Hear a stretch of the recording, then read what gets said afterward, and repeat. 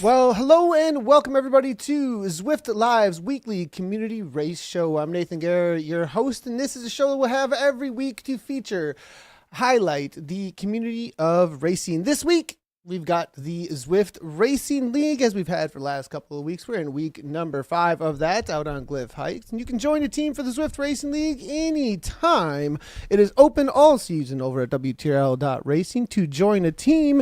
And you can register a team, though, for round 2 right now. Registration is open. Round 1 has been running from September 10th through October 15th. So race 5 this week, race 6 next week to finish out the season. Joining me again is going to be Mr. Dave Toll. Dave, it's good to have you here with us. And I'm really excited for some sprinting. Well, sprinting / KOM hunting, kind of a mixture of both out here on Glyph Heights for race number 5, I feel like. Yeah, I feel like a lot of suffering is what's going to be served up. And I know you love that. So I think you would absolutely engage with this course. It's going to be really interesting. A lot of action front loaded. On the back end, there's a ton of points available. It is a points race today. We'll talk in detail about the distribution of those points and how things have changed. You know, FALs and finish line points are truly where it's at, Nathan. But the FTS is going to throw a spanner in the works for a lot of the teams out here. That's for sure. So crucial day to have a director sportif, Nathan, that knows their business. Yeah, it's definitely going to be a tactical race out there because of all the different ways that you can score points. I think there's a little bit, I think you had said threading the needle going on between a lot of the riders and the teams to figure out the most points they can grab. Now, those first 2 sprints on Glyph Heights here for this 1 lap, 34 kilometers, 617.7 meters of climbing, a lot of climbing. You get 2 chances at power-ups right from the get-go with those 2 sprint points right off the bat. But then you head into the Mayan climb. It's not listed there before it's a KOM, but that'll be the first section where you actually have an opportunity in order to take FTS and FAL for that first Mayan KOM. Then immediately after that, you go into the It's a KOM FAL that is on the line as well. FTS only on the first one for the Mayan, and then it's FAL and FTS for It's a KOM. I mean, definitely interesting what to go for there. And then it's nothing to the finish line except for an FTS if you can make it happen on the second time up the Mayan. Yeah, I mean, so first off, going back to the power-ups, you've got an 80% chance of getting the feather, which is much more desirable. I mean, draft is usually a great power-up, but won't be as impactful at all today. If you get more than 2 draft power-ups, you're just not having a great day at the casino, that's for sure. And that's a little bit of the gamification that we love out here in the world of Zwift. But Nathan, again, I think really when you speak about threading the needle, if we do have a rider that picks up the FTS, that's fastest through segment points, they have been calibrated differently here in this season. It's really changed things, but let's call it, 10 points as it is for the winner there. If you can get those points and win the race, that will give you the podium bonus that comes along with it. That'll be stacking up the most points that we've ever seen at the finish of a ZRL event. To take the number of racers, that's the number of the points that our winner's going to get, all the way down to 1 point for the final racer out here today. Nathan, we've seen it before, though, with these races. These points races are wild. They really are. And a lot of times 40th, 50th place is ultimately what might decide the day. If you're going to go for FTS points, though, that's a dangerous game to play. But I've always said it, Nathan, in racing, if you want to win, you got to risk losing sometimes. Yeah, and that's one thing about the racing on this points race is that you got to take the risk, and you can go kind of all in finish line efforts too many times. I found myself in the first points race like, this is a shock. Haven't done this a while. Definitely had some heavy breathing going on, that's for sure. Adam Racing Team Isotopes at the top here, Dave, for the Open EMEA West Southern East C1. That's what we're going to be covering out here today. VO's Vulcans in second place, Ed Sun Agun. I love that name. A little bit of rhyming in there. In third, Fudre Cremant in fourth. It's going to be the Roo Riders, C3 3 team in 5th, SC Vale. Sunrise Racing Team C Volvo in 7th place. Watt Fabric Watt Lucer in 8th. Galaxy Neutrons, Manx, Vikings, Wheelers, and WSRLC. That rounds out the 11th, down to 11th place in this team league standings. We actually had an opportunity to chat with the current series leaders team captain, David Hyvee, or the Punchy Zwifter, over on YouTube. Let's go ahead and see what he had to say up front about who is the Atom Racing Team Isotopes. I want to welcome to the program David Hyvee from the Atom Racing Team Isotopes, the current series leaders in the division. David, thanks for coming onto the program with us. No problem. How you doing? So David, what makes ART Isotopes stand out in the Zwift Racing League? Probably going to have to say consistency, I think. No matter what the course is, we've got the ability to pull out the win. So work on our weaknesses when they arise, try and make sure that if we do a race that isn't top notch, next time we try and improve on it to try and make sure that we win that particular type of race.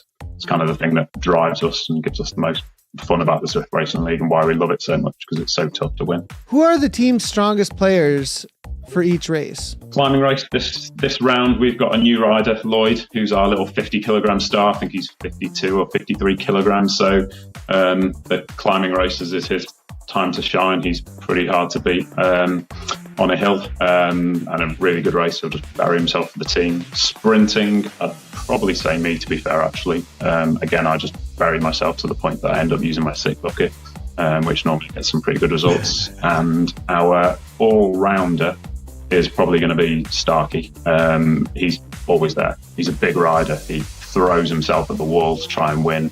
But no matter what the course is, he's always there. If it's a climbing one, he will absolutely bury himself up the climb to try and minimise his losses, really. So he's kind of our all-round star, I'd say. Which race course do you think is the strongest for ARTs in this ZRL? I think that has to be the course that we did for race 2 for this one, which was Sugar Cookie.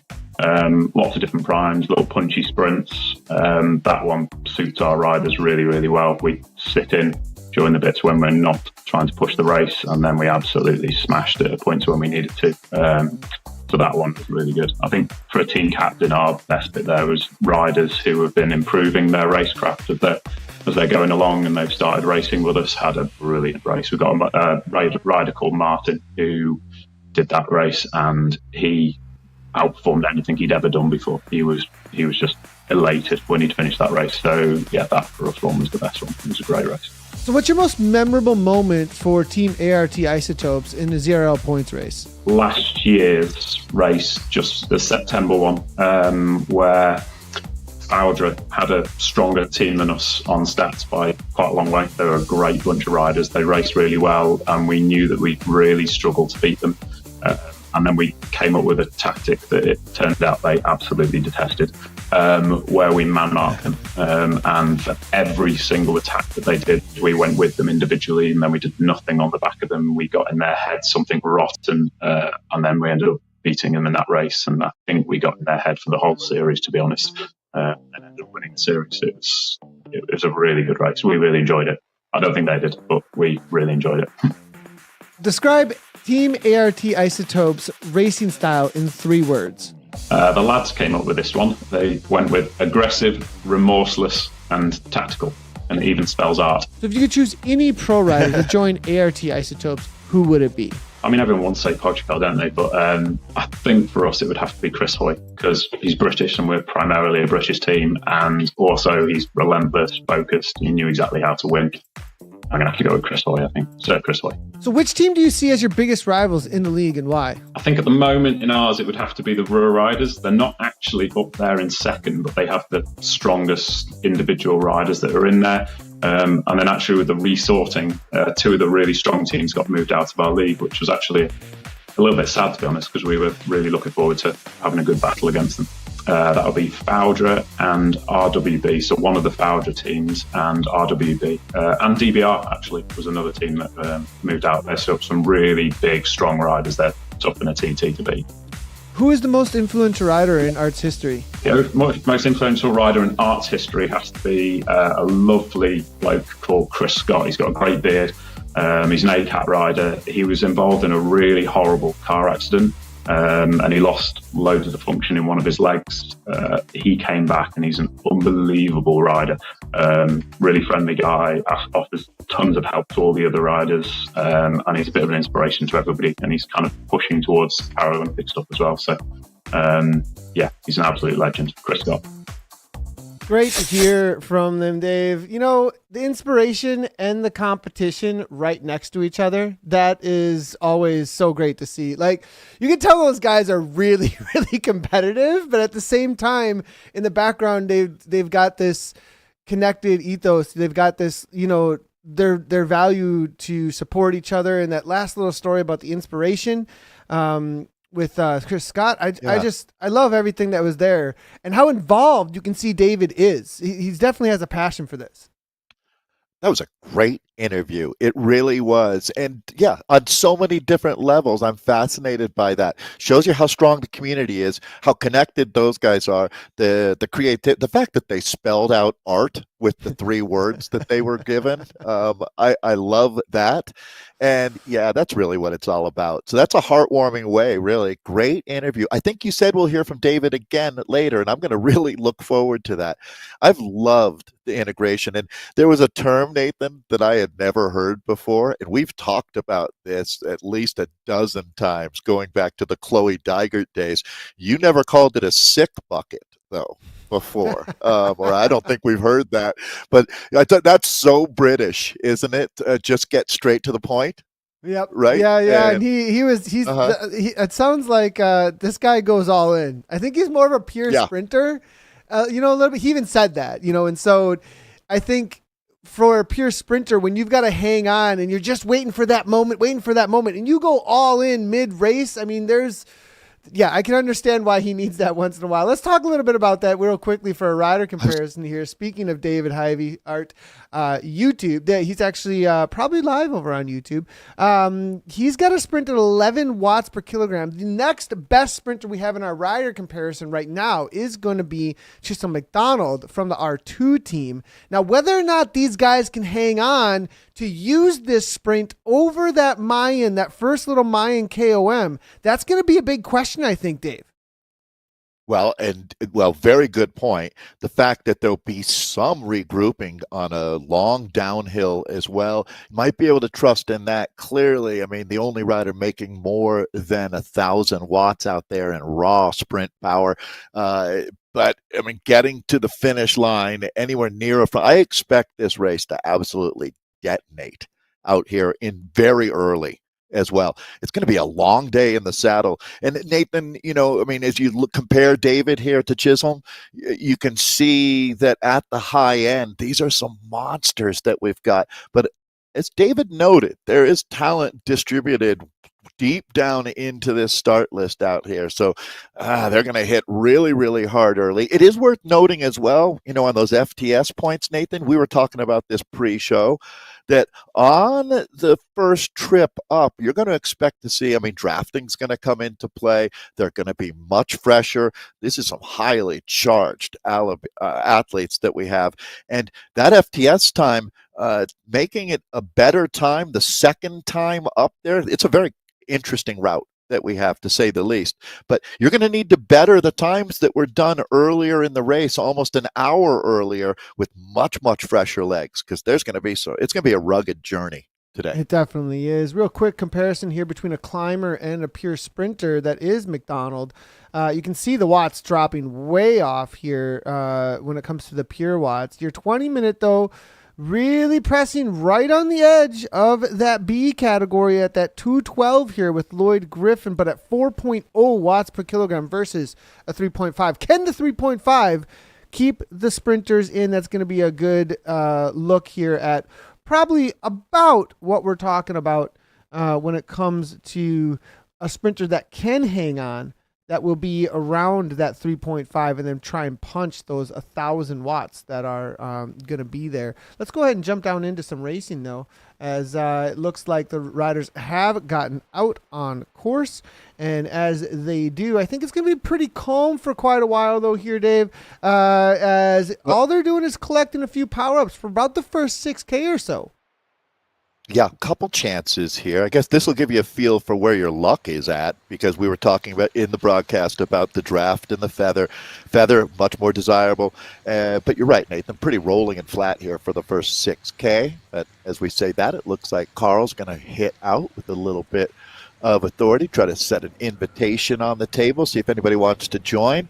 But again, you will see a couple sprint arches, the green arches, and that's just a power-up distribution zone here today. Yeah, nice to see Carl making a little bit of a move here. Nice little move from Carl Reuser out of Germany, 4.0 watts per kilogram. Couple of going across, and I have a feeling you're going to see a lot of cover and kill happening here to try and keep things under control, because there is a reality that you could go from start to finish thinking that a lot of riders are just going to be thinking about the FAL, the FTS, saving everything. And if you can get the distance, if you can get the time between yourself and those other riders to hold them off, even with the surge, it's a tough ask, but maybe it could happen, Dave. Here's the thing, Nathan. I guess if you want to talk about this being a team league, if you really want to commit to this is a fool's errand in my mind. As far as these are FTS, so this isn't first across the line points where there's 20, 19, 18, going all the way down to 1 for the 20th rider. These are FTS, which are distributed 5 deep, starting with 10. And the group back there with all of those watt monsters, Nathan, they're going to have a huge advantage when you get to that FTS here. So unless you want to completely commit to this FTS and almost call it a day at that point, because all the top riders are going to definitely be keeping their powder dry right now. Yeah, that's a good point. You know, what they could do is they could be banking up time right now, not concerned about the FTS actually, and thinking about the FAL after and the finish line perhaps. You know, that's maybe the play. That's the only thing that makes sense to me. Right. And okay, I mean, let's look at it from that perspective, right? That's 12.9K in, but here's the problem for you, Nathan, is that even if you put 10, 15 seconds into that peloton, they're going to be going for, on Mayan Mountainside, that FTS. So they're going to be flying. At that point. They're going to be so fast. A lot of heat behind you. Can you hold off the heat? Because it's a double whammy on that climb, right? I mean, that's just a monster climb. Going to be very difficult to hold it off. I mean, more power to them, though. If they can make it happen, more power to them. Right. So, again, I'm never going to throw shade on somebody who wants to get out and make this race aggressive. Something wild could happen out here. I was wrong. I said green. It's orange for these arches. This is going to be the power-up distributed. The riders will have either a draft or a feather in more their movement, quiver. Dave. This is interesting. Now, what Zedson on the move? I mean, this is a serious move by Zedson. They've got multiple riders trying to go across here, also involved. Okay, well, and we'll keep an eye on it for sure. That's the thing about racing out here, is it is always fantastically interesting to watch how the tactics play out. But also, Nathan, I don't think it's possible, is it, that riders would not read the road book and understand that will, I mean, every now and then, we've seen it happen for, through the decades of top riders just not quite understanding when the sprint was or what it was, or just not seeing an arch and sprinting for it, having no idea that there were no points available. I don't think that's the case out here, but I still don't quite know what Zed's son of a gun, as you noted, would be thinking right now. And I'm looking for the positive, the sunshine effect on this, getting out in front of it. I don't want to sprint. I don't want to sprint against David Hy-Vee.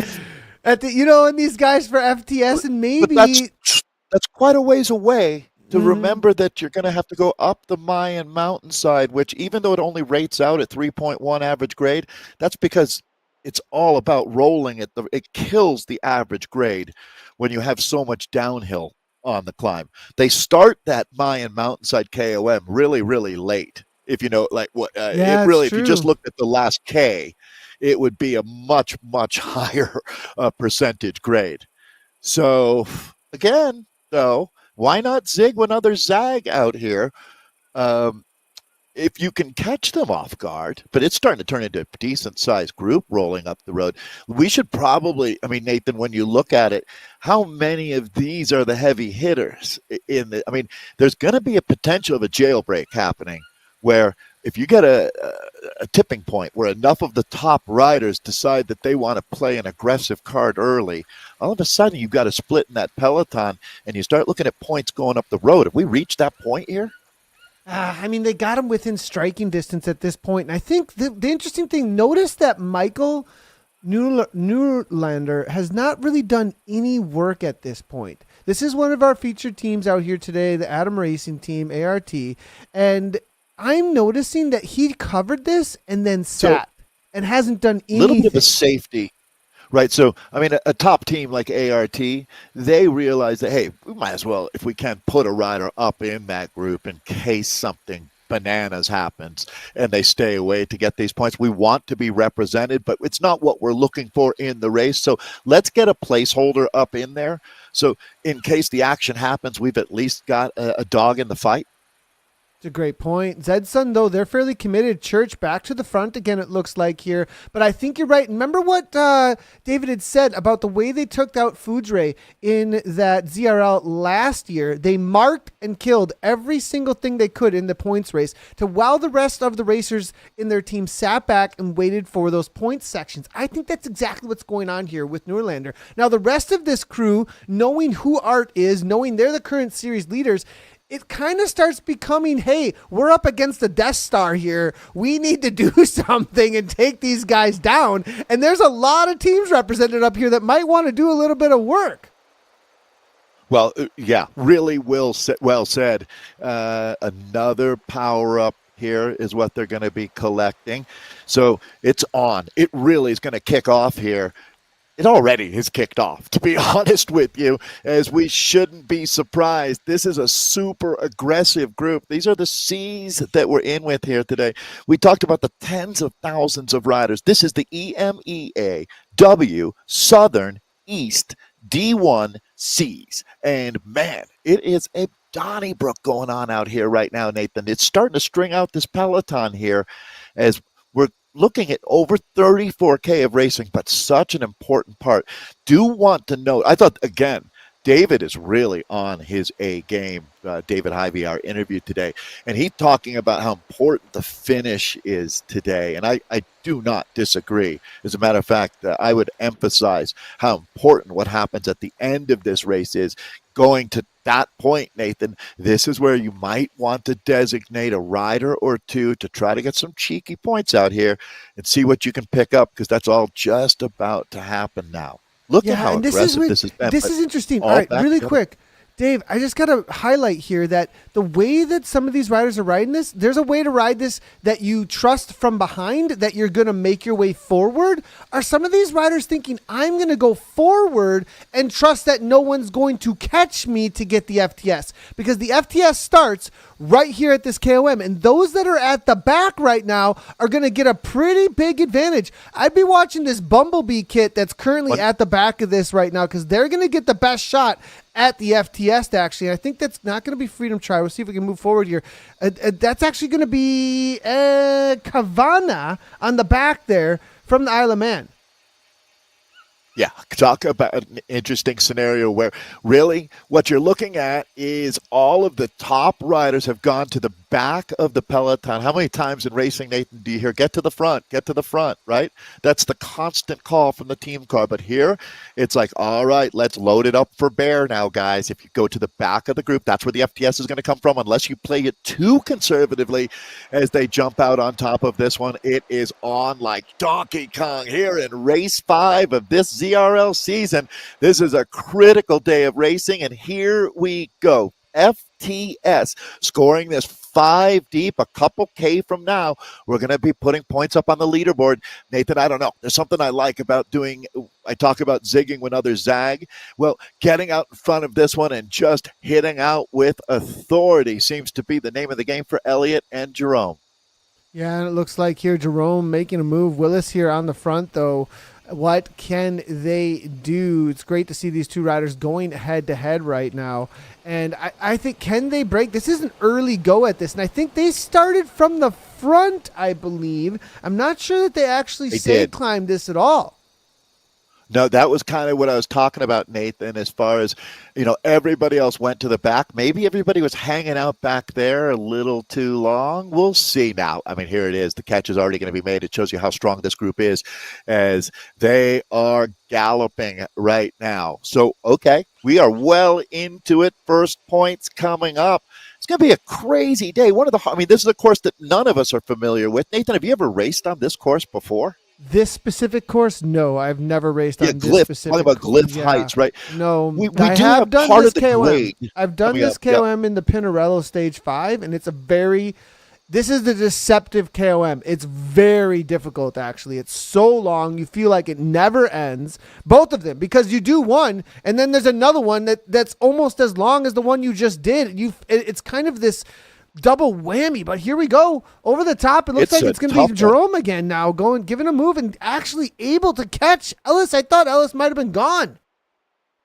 Yeah, so Will's now. So this is going to be Jerome, and Jerome catches a nice break there with that feather power up we talked about. It is an 80% chance you get it, but without that, you're not going to be getting FTS points, I would not think. That's just one of the pieces to the puzzle that you need to. This is impressive by Jerome here, the Frenchman.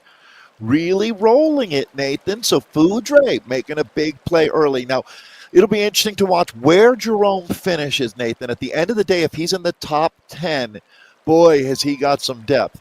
If he ends up picking up FTS points and sacrificing himself for the team on this climb, there's something sweet about that to me. A role player who understands what they're doing out here, and that's how the top teams operate, Nathan. So we'll see what happens with Jerome out here today. Everybody writes their own book in the ZRL, and this is going to be one of the really memorable. When we make the highlight package, Nathan, make sure we include Jerome today. Yeah, Jerome is getting a good move, but now another move coming here from behind. It is going to be Michael Norlander. This is the rider who had made the cover.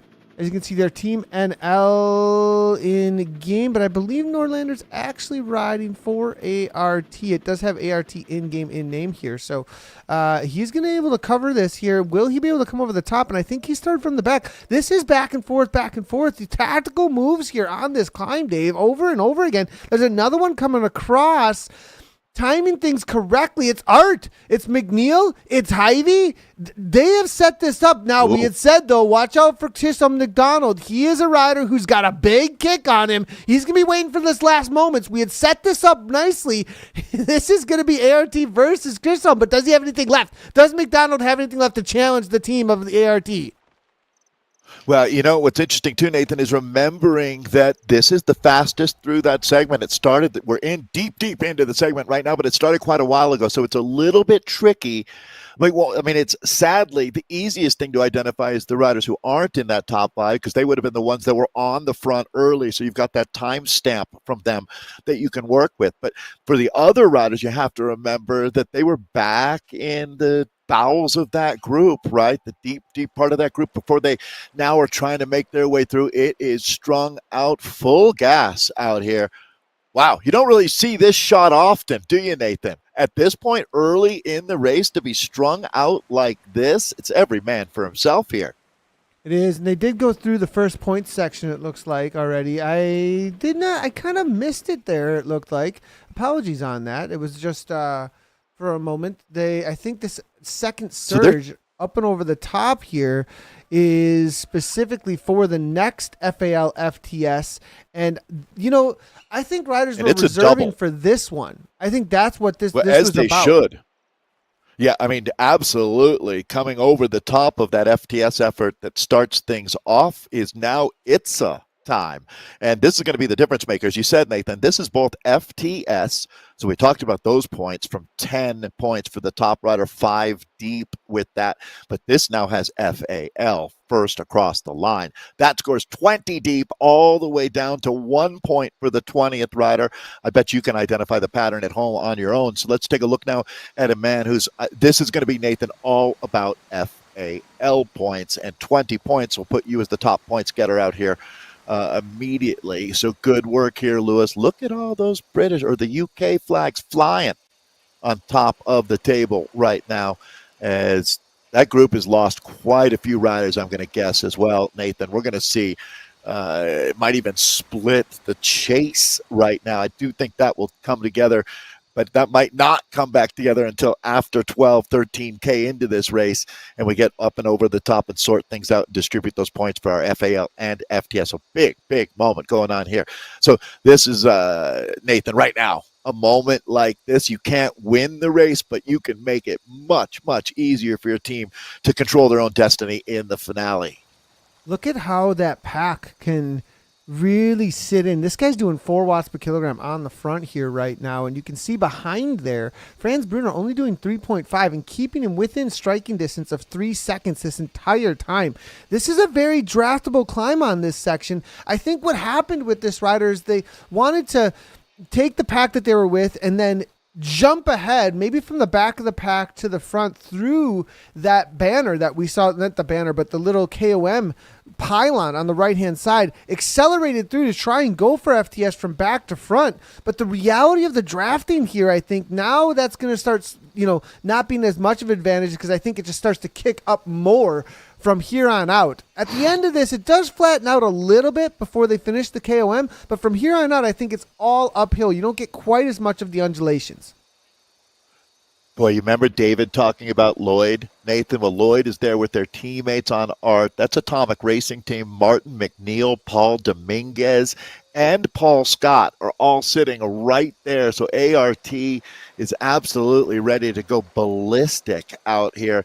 It's going to be the top team on the table. We had a chance earlier to look at how things have been standing coming into this 5th race, and ART, not untouchable, but they have been a dominant force out here, a real wrecking crew. You can see how well positioned they are right now, Nathan. That team's doing a really, really good job of being in shape to put a devastating blowout. If they can put 3 riders in the top 5, which, there's the whole squad right there. Yeah, and it's a good point. The reality of this team is that they tend to be more sprinters. They do have a couple of climbers out here, but by their own admission, they do tend to be, yeah, and you're right. There's a lot of drafting on this climb, so they may be able to pull this off. Now, can they do what they usually do is going to be a big question. Nice little tack here actually coming on through. Who is that going to be? I think that might be our buddy Ruser from R2 here now, looking to try and go across to that SRT rider now, sitting right on the wheel. It's going to be ART with Paul D here right now, just covering it. 1, 2, 3 at the front. Remember the consistency thing you talked about, being at the finish line with as many rides as you can do? ART currently have 5 riders, if not 6, 5 riders at this point in this group. They're going to still pick up some points most likely on this FAL. Yeah, Nate, a great point there. A Foudre with 3, but nobody else with more than 3 in this group. Velos. So that just shows you. Velos, maybe. Oh, maybe sorry. Velos. Do they have 4? I think I see 4 for Velos, if I'm not incorrect. Because Ed is there, isn't he? Ed Van Maal has made it. Vincent Van Gestel talking about Team Velos, who, a great call, Nathan. I'm glad you didn't let that slip by, because they're doing a wonderful job out here today. So FTS, FAL points, double dip coming up here. Critical moment in this race, and we still have 22K to go. This is going to be brutal. Over 600 meters of climbing. It's going to leave a real sting in the legs out here. I think they're starting to close this down on Lewis. I did note that our man Jerome was still hanging in there, Nathan. Talked about him early in the race and was, wondering if he was just making a big move. Now he's obviously got a lot of depth. So good job to the Frenchman.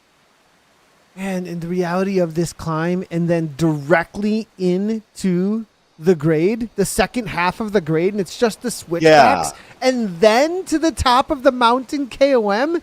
This is quite the sufferfest out here. Now, there are no points after this except for the finish line, and maybe if you can do an FTS on that mine for a second time. But, there is a reality, though, that, look, if you sat in and drafted this all the way because of the nature of this climb being very draftable, you could counter for a win over the top of this, couldn't you?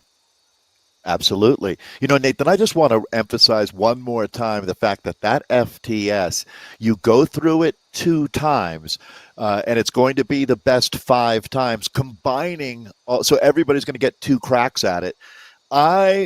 Would you take this bet, Nathan, that no one in the top 5 does it on their second lap? I would say 3-1. The chances are that it's going to happen in the first lap out here. It'll be really shocking to me if anybody puts a time into the top 5 the second time up that climb.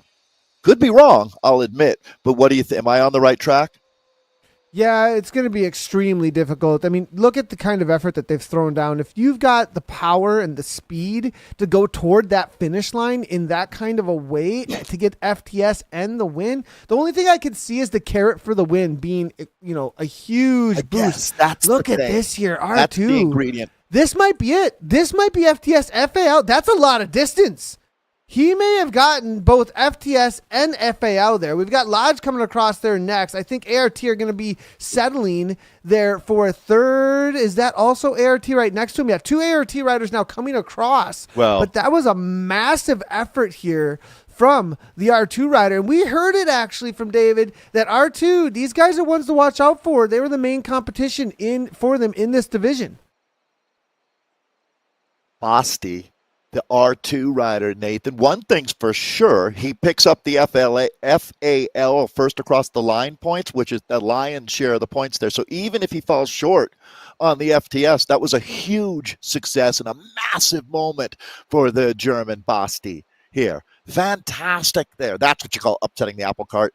But as Nathan said, you can maybe get a bowl of popcorn now and sit back because there's no points for quite a while. Time for that bowl of popcorn, that's for sure. We'll see. Well, the reality is I'm not sure going to be able to eat any popcorn. They may be needing David's sick bucket when they hit this switchbacks of climbs, because now the counter for the win begins, because you might have grabbed all those points, Basti, but it's going to be all about who can get to the finish line first now. Nathan, look at ART. They got 5. CRL. Yeah, well, it's okay. Noting that, and if you want to talk about race tactics, why would they not do everything but crush from here on in? Because who cares about those FTS points at the finish? There's so much to work for if you can get in a small group and ride away with this bike race, and it is on like Donkey Kong right now. Nathan, you'll pick up all of the top points in the finish, and you'll get the podium bonus points if you finish in the top 5. There is no reason to worry about saving. You might as well pick up the FTS as well along the way out here. So here we go. Significant shift in mindset of the race now. Little bit less tactical, a little bit more all in, I think. Look at the heart rate. Only 159 here, actually. Does Hy-Vee beat pretty low, I wonder? Because he's hanging on pretty well here with these riders, but he's got a teammate going up the road. I would not be surprised. Is that going to be... Now, I'm not familiar. Who are we got here? Paul D. I thought perhaps their boy Lloyd was going to be the one giving it a go, but now he uses that feather power. I'm going to be very happy to have that on this 9% gradient, giving a little bit of a move now. Quite a bit of climbing left, though, isn't there, Dave, to be going this early? But, you stick it to him when you can, I think, on this section of course. You don't get a lot of draft at 9 or 8%, do you? No, you really don't. But I would say, Nathan, you hit the nail on the head with Lloyd. Lloyd will be a huge part of the conversation as the changes at this front group are here he comes, moving up into 4th spot on the road. Jerome hanging in there. Very impressive job. But right now, it's Mr. Basti. He should be the top point getter. We'll try to always keep track of everything going on out here. But as we settle into what is just full-on pure bike racing, got to find your rhythm.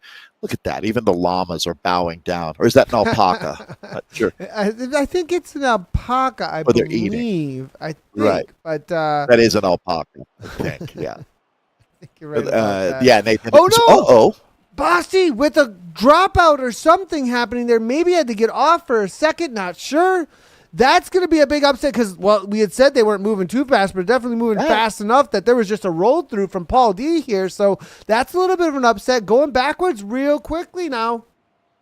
That's a cat on a keyboard or something, because that was really a quick stop and go, wasn't it, Nathan? I mean, you don't really see, typically when you see a dropout, it's a little more sitting there for Yeah, it's a good 5, point. 10 It's a seconds. good point. Something Uh, happened there for a yeah, moment that definitely was interesting. The gaps yeah, are odd starting to open moment. up. Bosti's coming right back, though. A little bit of an adrenaline surge would happen after something like, well, I don't know what happened, but maybe it was the Amazon guy at the door or something. But who knows? But it's going to be Paul D, rolling on here. But Bosti's making a lot of watts here, so they're turning into a real throwdown. Nathan, this is your wheelhouse right now. 11% grade, really, really steep. Every man for himself right now for our C category. They're deep into this season. They know each other well. This is turning into a battle royale. Bosty again. Something is going on. He's having some difficulty. Glitch. Yeah, some glitchy sort of thing issue going on here. there. But he's still continuing on 389, 4.3 watts per kilogram as we can see. R- So solid R2 effort is here Ruhr riders that R2, just if you're watching along on Zwift Power, Ruhr riders have got Carl up there too, Carl R. Nathan, I love the tools that you guys are working on. And this one, rider comparison, is so fun. So that's going to be the German Basti who picked up the first across the line points that we saw a little bit earlier. That was back at the Itza KOM. You can see why.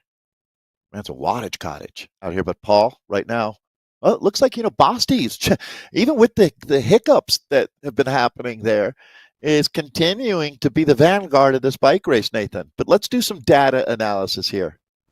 Yeah, it's a little bit too bad. We keep on seeing a little bit of dropouts over and over again. But he's got it. This guy's kind of an all-arounder. He's got it all. He's got a kick at 11.1. He's got a solid FTP at 3.6. Not the highest, not FTP, but 20-minute threshold type effort at that 326. So, I mean, he definitely is an all-arounder. He can kind of do it all in amongst his pack. He's not the best in either of those. We've got people closer to 4.0. We've got people up into the 12 almost watt per kilogram. Some I've seen almost 14 actually. But, Paul D, though, I think maybe he's got a little more energy reserves if you do a comparison, because the reality is earlier on, I think Paul D sat in a little bit more waiting for this moment, whereas Basti grabbed a lot of points. There's also the reality that Basti's having a couple of issues right now at this point, but let's get back into the racing as it's all kicking off, that's for sure.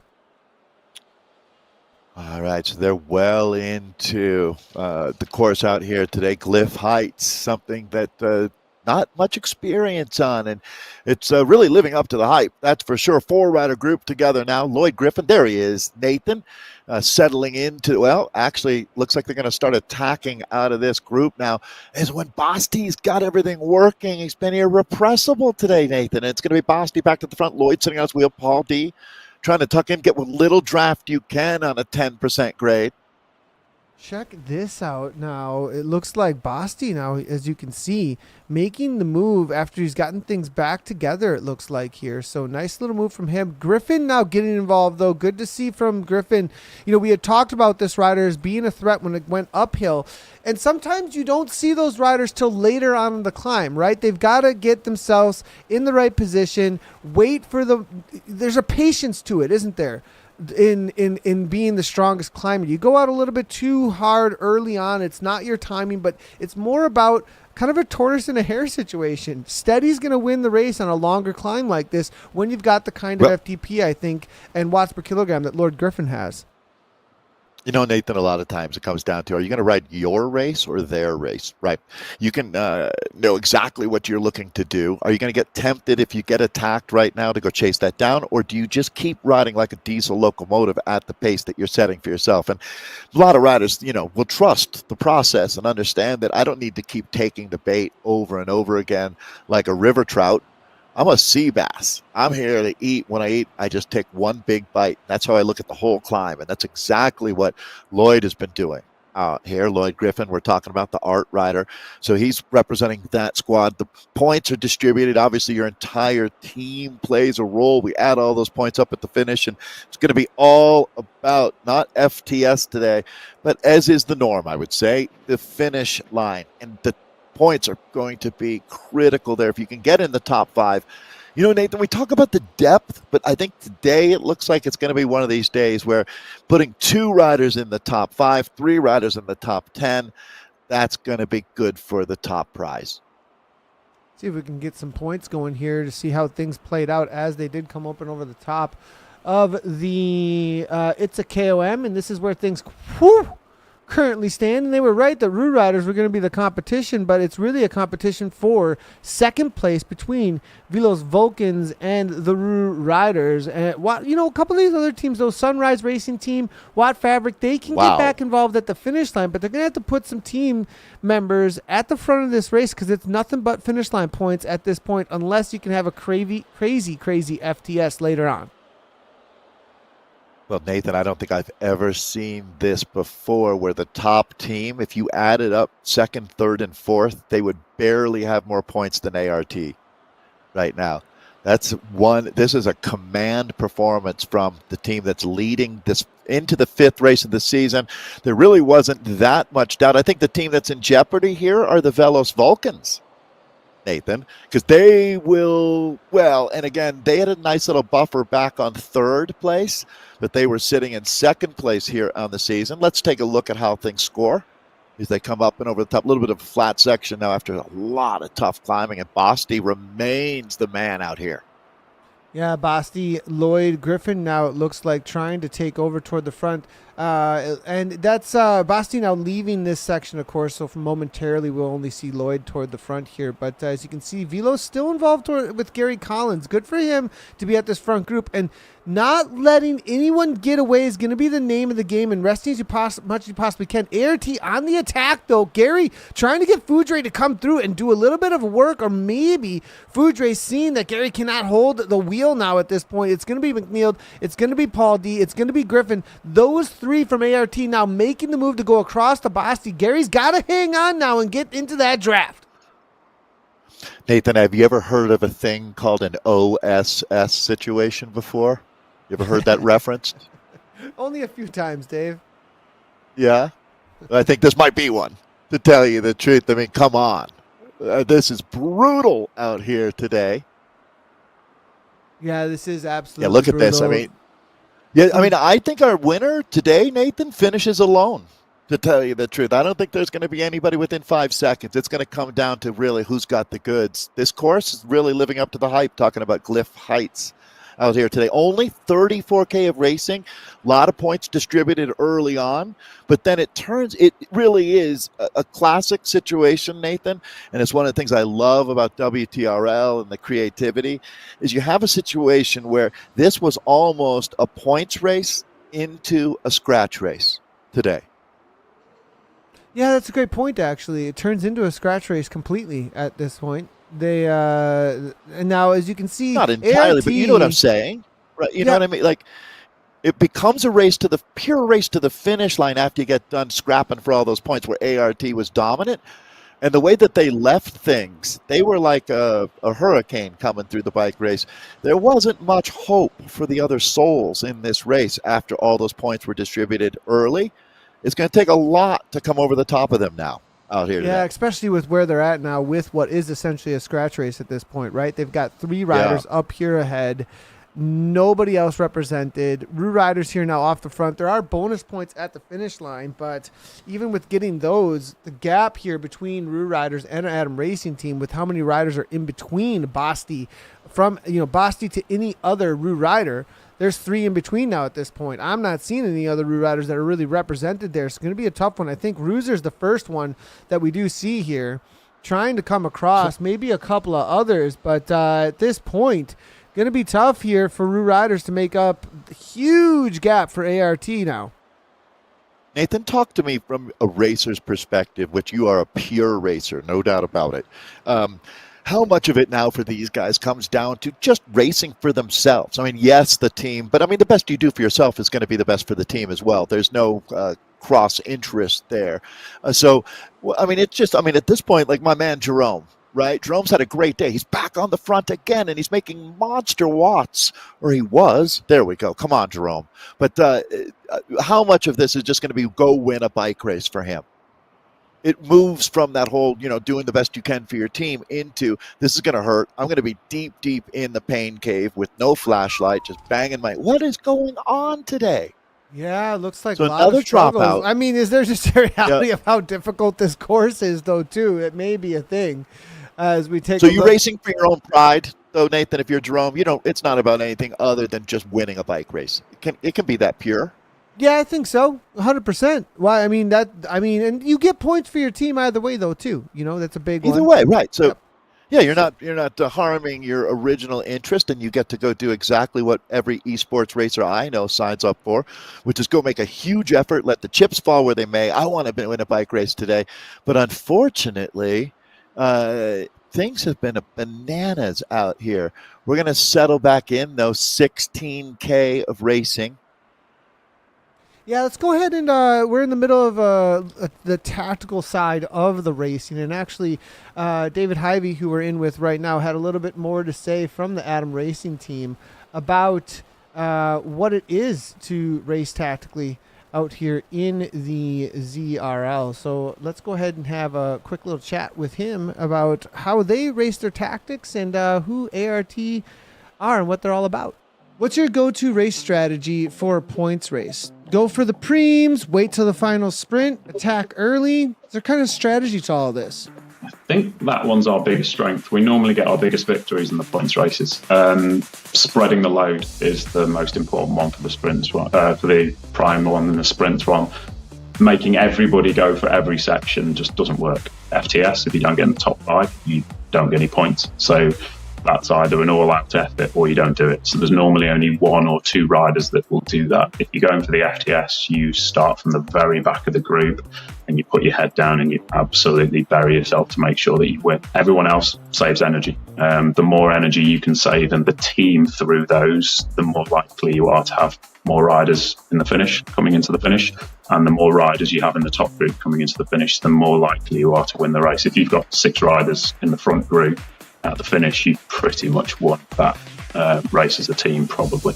And that's probably our biggest strength. And if there is the most important thing, I think, with the ones who are saving energy is you've still got to sprint. So if you're doing a sprint and you're actually not the person who's trying to get points, we would get people to attack early. So they sprint just a little bit earlier than they would do normally, and then they drop their gears, up their cadence, and they just get pulled along by the people that are actually doing the big effort in the sprint, and then they're not trying to catch up. This is what most teams, I think, do badly, where people who aren't sprinting don't do effort during the sprint, not a hard one, and they end up having to waste 20 times more energy trying to catch back on than they would have done if they'd have semi-sprinted and then immediately got a rest straight afterwards. How has Team ART Isotopes evolved and developed over the seasons of ZRL? I think that's actually probably the thing I'm the most proud of as the captain, actually. Riders upgrade, they move on, new ones come in, they kind of see the ethos in the team, how much fun we have when we're planning the racing, and then we're actually racing together, everyone being in Discord, chatting. Just individual riders that turn up without much racecraft. They're the ones that sit on the front of the bunch all the time, finish with a high watt per kilogram but no points, and then turn up and realise what they need to do to actually win, and then move on, apply that in B category when they move up and still end up getting points in B, even though they're at the bottom of the category. I think that's probably for me the most important thing, and the thing that's proudest of is watching those riders actually evolve. It's really good. If you could choose one power-up for every race, which one would it be? I'm going to be controversial, and I'm going to go with none, because they put a random element into a race that I don't like. The team were talking this week about do we swap riders on who pushes for the primes depending on what power we get, and as a planner I hate that. So for me, I'm going to say none, get rid of them, let's just push with power and raw watts and nothing else. What's the most challenging part of managing a team? What dynamics are there in keeping riders motivated and doing what they need to do in a race? I think that depends on the riders that are with you. I think that's honestly the best part of our team. You say to a rider, I'm really sorry you're not picked this week because it's not your strength, and they say, brilliant, can I DS instead?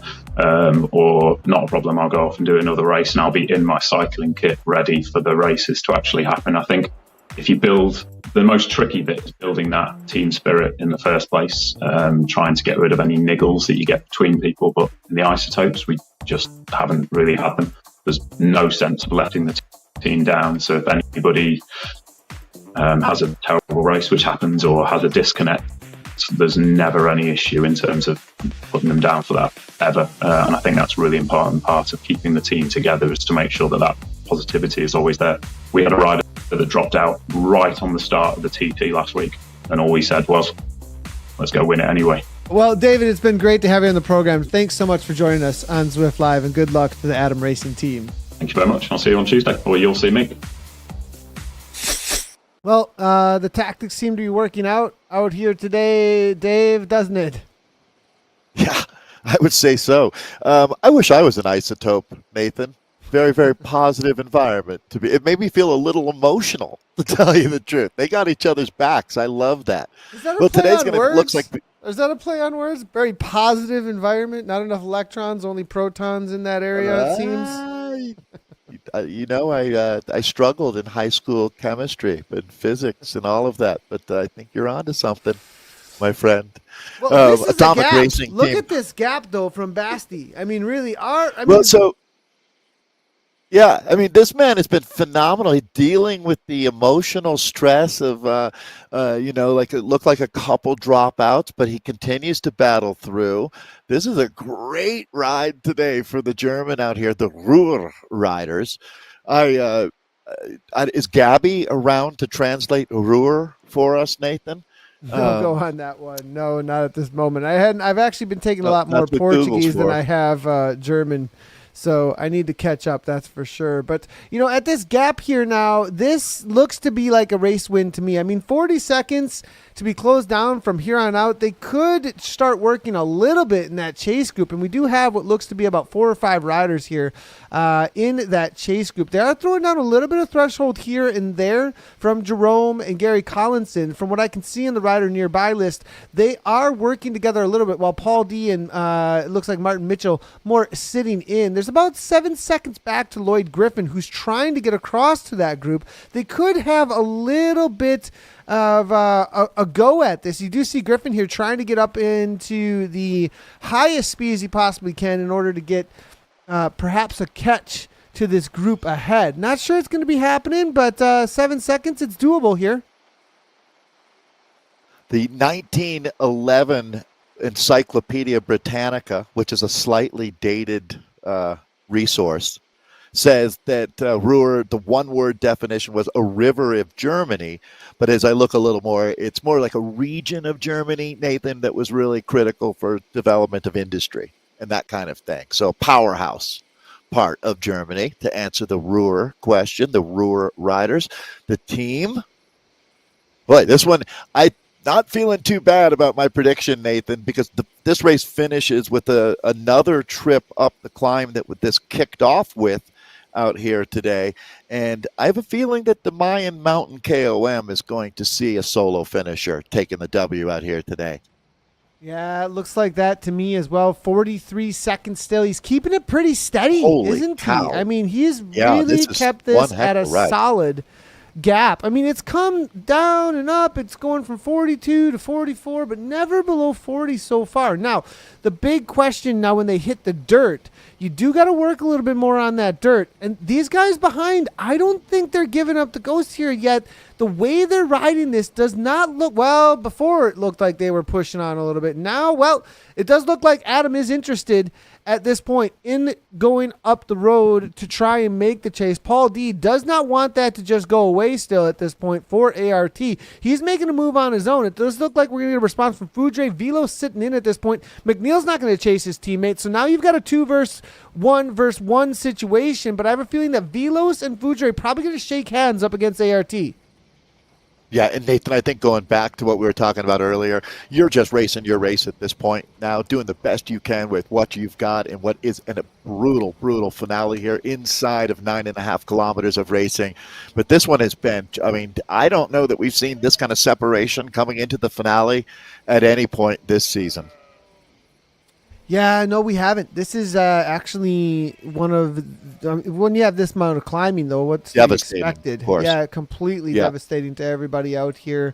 And the reality of what is up front, it's not like you can kind of like ride your own pace if you want to race this race. And I mean, unless you're really, really playing the long game. I do think Lloyd Griffin may have played that game, perhaps actually, but the way that he rode this, but. You know, we didn't see him that involved in some of the early sprints.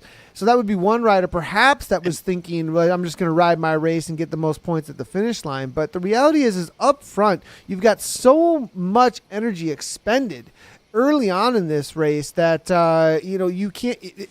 you can't really save a whole lot. It's just essentially like a race to those first 2 KOMs, and then what do you got in a race of attrition to the finish line? Definitely a tough one that WTRL has put up against the racers today. Yeah, and it really, you want to talk about a course that separates the wheat from the chaff. Well, that is exactly what we're seeing out here. Basti, this is going to go down as one of the memorable rides of the season, to tell you the truth. His biggest danger is having a dropout out here today as we pick up Paul D right now. Paul's been one of the hardworking racers. I think, Nathan, honestly here. So if you are ART. Just as a heads up, I just want to say he got countered. So he made that move into on the climb that enters into this jungle section. Yeah, you put your neck out there. And they countered him hard. Foudre went over the top and bam, he's dropped. That's one of these things. Racing's racing. This is a great example of how on a course like this, Nathan, I mean, that is exactly what happens in the real world too. You take too long of a pull, you extend yourself too much, you show your cards, and they turn the tables on you just like that. So I think he's coming back, though, to tell you the truth. Just had a little bit of a bad spot for a moment. It's going to be my guess. Well, the ART rider up front, he's not going to do any work, right? He's just going to sit on, I would think, at this point, because why would he work against his teammate? But, well, he heads to the front. 2.5, just give him the memo real quick. And I don't know what's going on here. Maybe he's slowing it down, actually, on purpose.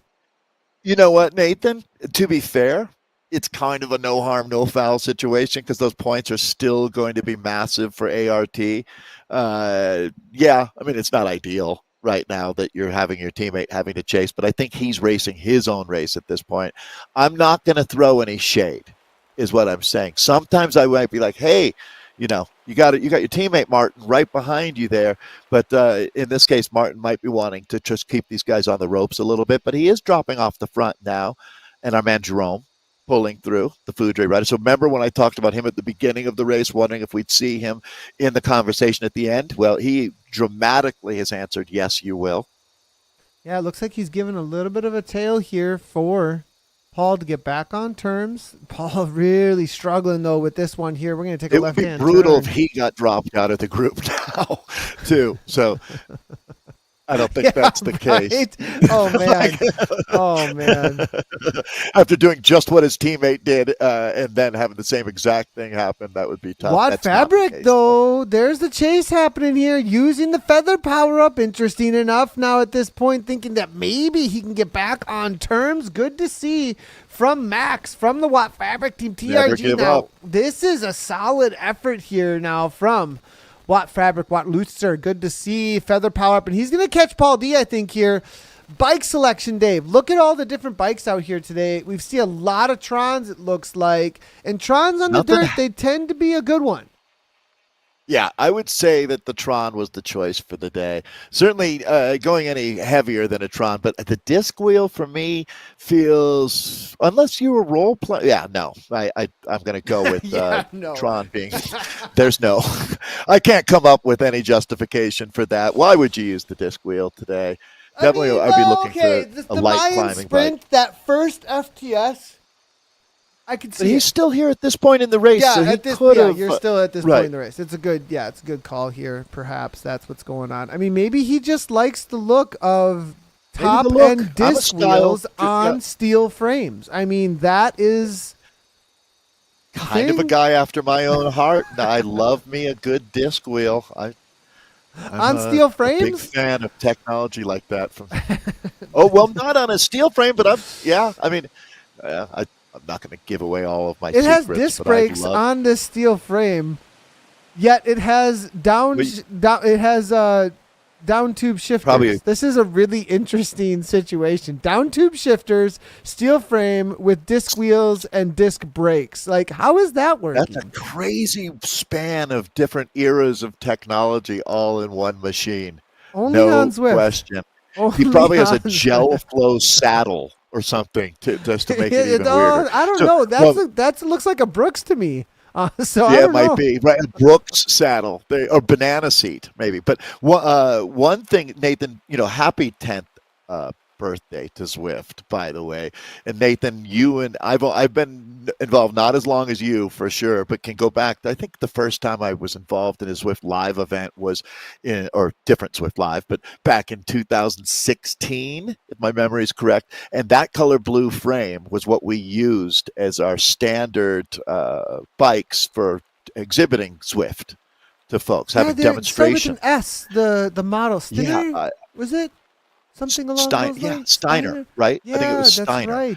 Yeah. I'm gonna have to look that up actually, and I think that just reminds me of the fact that Zwift is 10 years old right now. It has been so fun to watch it. Man, is the race? This is a great example of how far Zwift Racing Score has really engaged now, and just about all the races you'll see will be using ZRS now. And Nathan, boy, has it come a long way. Right. But I feel like we really, not that we're done improving and working on things for sure, but racing has been really sweet lately. And this is a good example as we pick up our leader inside of 5K to go. This is the German Basti.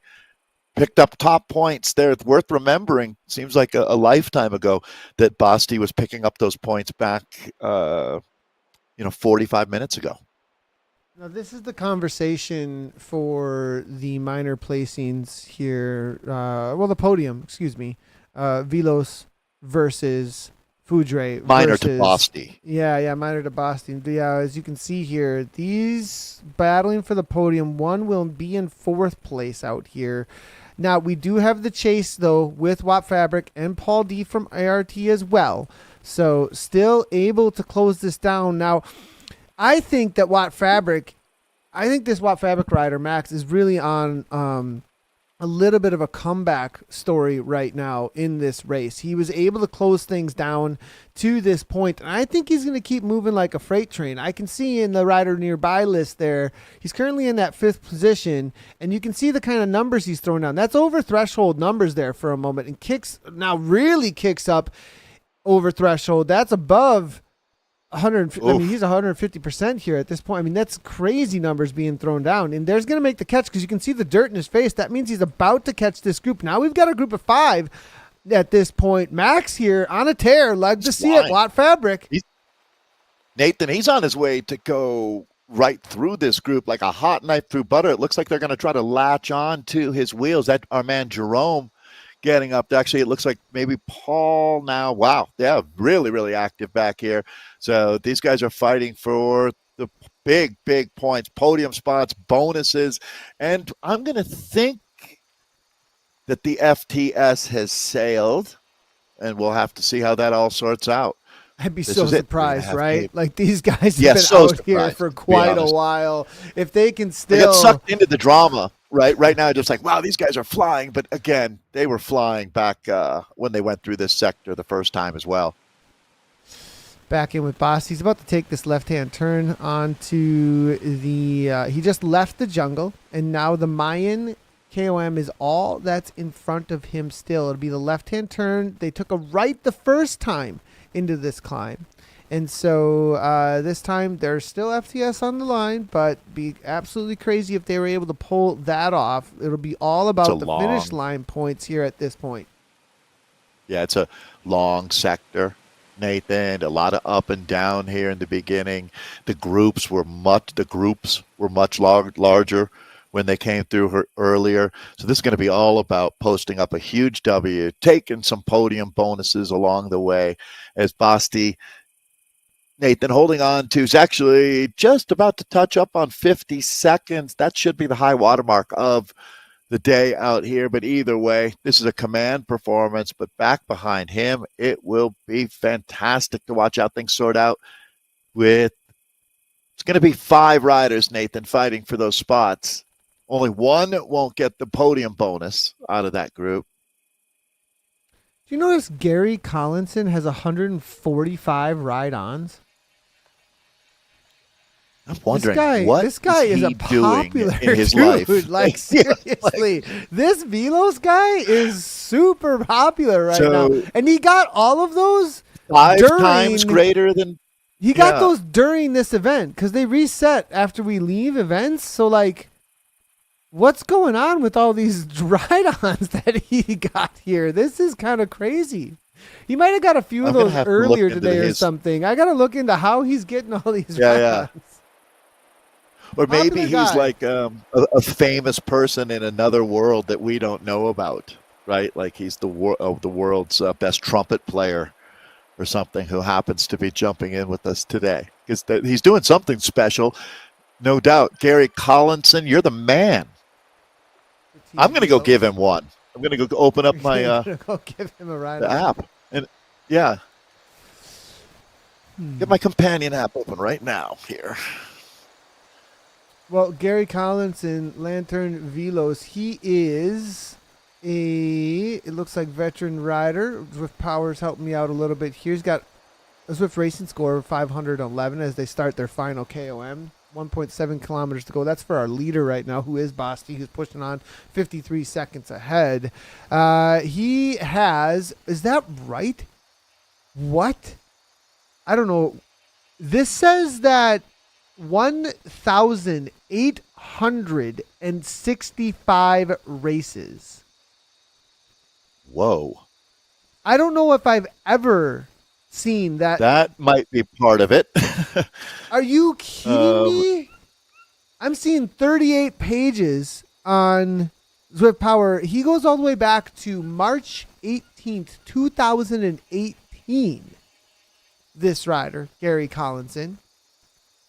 This is legend right here, to be honest, for Team Velos. Great to see this rider committed for such a long time. And I have a feeling he's been involved in just about every kind of racing scene that we could have ever had out on Zwift. It looks like he might be a producer and writer from the northeast of England, actually, as I'm looking into this. Would not be surprised. On the Internet Movie Database.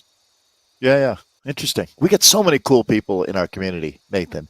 Has that not been one of the hidden gifts that could have never anticipated you'd find with Zwift when you started riding the first time?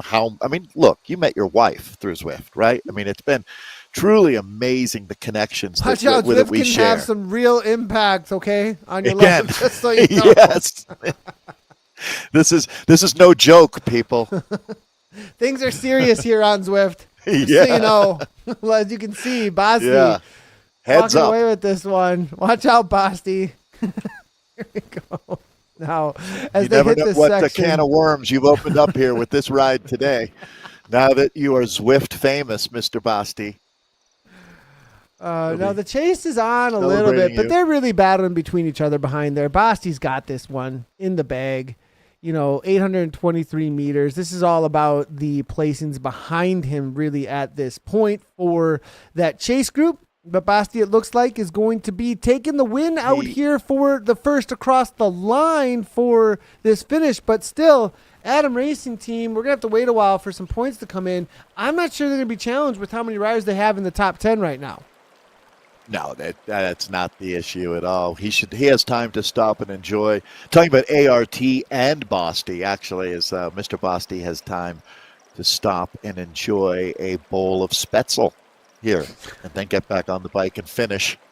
Now he might actually. Maybe that's what was going on earlier, because he did have a couple of dropouts that looked like he just was grabbing a snack real quickly. No big deal. He's actually Germans got a ZRL helmet here. I mean, they've obviously had a pretty good ride in the past. And we were told by David Hyvee that, our featured team out here today and featured rider today let us know that this was the guys to be watching out for. And they proved it out here, didn't they? Yeah, David really knows what he's doing. No question. Great person to have to interview to celebrate our C's today. out here in our EMEAW Southern East. But this is the cream of the crop, without any doubt, as we take a look at our German rider. It's going to be Mr. Basti taking the win out here today. That's done and dusted. So that's an outstanding command performance. But here we go. It's not going to be long until we start sorting out the rest of the top spots out here. These are the monsters. There's Gary Collinson. Watt Fabric off the back now. All that effort to catch back on, and now we're going to have a sprint up here, it looks like, between these riders. And there goes Gary. Can he give it a go here against these riders? I'm not sure. This is going to be an interesting one between McNeil, Jerome. Oh, Gary throws down the feather power up pretty early, though. Maybe not trusting that it can help him in the sprint. He's just trying to hold on to Foudre. Jerome hits out with authority. Is it too early, Nathan? You got to time these to perfection. Jerome is going to be holding on. One more effort. He goes to the whip here. And I think Jerome, wow, he answered that question early in the race with the resounding yes, just holding off Martin McNeil, it looks like there. Yeah, Watt Fabric here settling, it looks like, not able to hold on with the rest of that group. That's going to be finishing outside of that top five or so. Vassie here from SRT. Now, we saw him early on, didn't we, Dave? Vassie, nice little move from here, but ahead of him, a couple of riders finishing ahead. It's going to be Velos, I think, taking over toward the front of this race. Lloyd Griffin, a little bit surprised. We're getting a lot of riders here loading in, just so you guys know. Look at this. Dave, how many riders load in and how many we have out on course at this point? I mean, this is the reality of ZRL. When you get done with your ZRL today, this is what things are going to look like. That is crazy. It really is. It speaks to how popular ZRL racing is. Big thanks to WTRL for having this kind of a vision. That's for sure. What a thrilling race we enjoyed out here today. Certainly lived up to the hype. That's for sure. As Glyph Heights delivers. And Nathan, I got to looking back on that exceptionally tough performance, and it was a standout individual ride to take the win. But ZRL always been about the team and points, and we will, for the next few minutes, still have riders out there finishing. On a day like today, it might even be 10 minutes plus, Nathan, that will still be welcoming finishers in, that will be scoring points, that will matter when it's all done and dusted. So it's not over yet, but for the top riders, they are now finally done with what was an exceptionally tough day of racing. Yeah, I mean, just in the top 10, we have a split of over 75 seconds, actually. Let's take a quick look at the FAL for the top 10. This isn't going to be what the points that are actually awarded, but it's going to give you an idea of what the results were across the line there. And one thing I'm going to say is we do know Martin McNeil, Paul D., as well as Lloyd Griffin, all riding for that ART team. Now, they struggled a little bit to grab those top spots, but I think they put enough in the top here they already had the 100 and whatever it was points, though, from the first sprint points as well. So I think they kind of had a walkaway ride today. I'd agree. And even all things even, Nathan, without that lead, even though this is a good example of how the consistency, and you don't have to win the race outright to win as a team out here, but there's a lot of individual pride. I mean, I do want to, if we reference, Nathan, it looks like most of the top riders at the finish were also the riders animating the race from the start here. So the cream rose to the top pretty quickly out there today.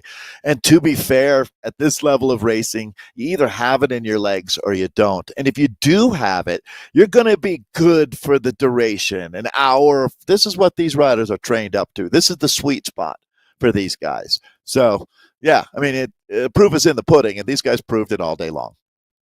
100%. Well, let's take a quick look here, if we can, at what things currently. This isn't going to be our final result at this point, but this is where things stood as they came across the line for the points.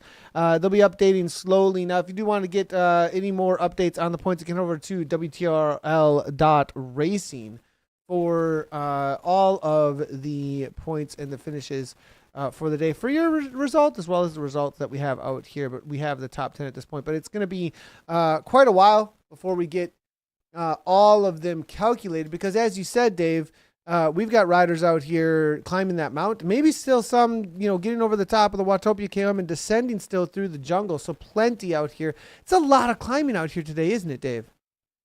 Yeah, over 600 meters for sure. I mean, there's riders that some of our ZRL athletes, some of the real heroes, will spend upwards of, well over an hour and a half in the D category racing, and they're putting their heart and soul out there throughout that entire race. So really a lot of respect for that D category group, Nathan, because this is a challenging day. Really is. Yeah, big time challenging day. Well done to all of our C racers out there. Again, for results, head over to WTRL.racing. Speaking of heading over to WTRL.racing, well, next week we have race number 6 on October 15th. It's going to be a scratch race on the Crits and Grits. I think I got that right. Breakfast, Crits and Grits. It is actually a course that was submitted amongst the course competition, which we do have another course competition that's going on that we're going to have selections for round number 2. So this is a course that was designed by a community member. So first time it's ever going to be raced. It's going to be exclusive to the ZRL. And next week we will be covering that with the A category in this same division next week. So make sure to check that out. Again, join a team anytime if you want to race on this custom course made by the community of ZRL racers. You can do so by jumping into a team before next week.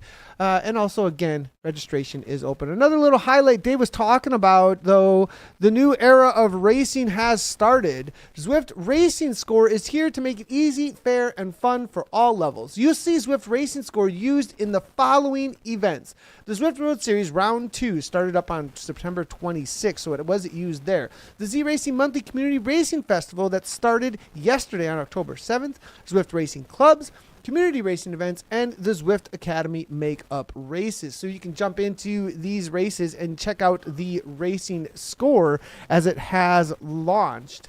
I think it's pretty cool across all the events. I personally really like ranking based on results and not necessarily an assumption on someone's fitness prior to a competition. In real life, I don't say, hey, what's your FTP for your category? I say, hey, what's your results for your category? And I really like that Zwift have headed in this direction. Oh, I've seen so much positive feedback about it. It really makes me happy to see this was what we needed for sure. So really proud of the whole team that worked on this project. They put their heart, speaking of heart and souls, that's exactly what happened there. And it shows the passion for racing. It's burning brightly, that's for sure. So yeah, great day of racing, Nathan. I can't believe that we're down to the final act of this season. This was the penultimate race of, I recently saw that, I always thought this was season 13. This is season 14 of ZRL racing that we're into now. I cannot believe 10th year of Zwift, season 14 of ZRL, but only one race left to celebrate this season. Well, it's the reason why it's the largest weekly single-day competition in the world that we know of. Absolutely awesome what WTRL and Zwift have put together with the Zwift Racing League. Love it, and that's why we like to highlight it here. We will see you next week right here, same time, same place, A category for Zwift Racing League Round 1, race number 6 to finish it off. And after that, we'll start jumping into the Community Festival for a few races between the ZRL rounds. But from Dave and I, thanks everybody for tuning in, and we'll see you next week for race number 6. As always, ride on.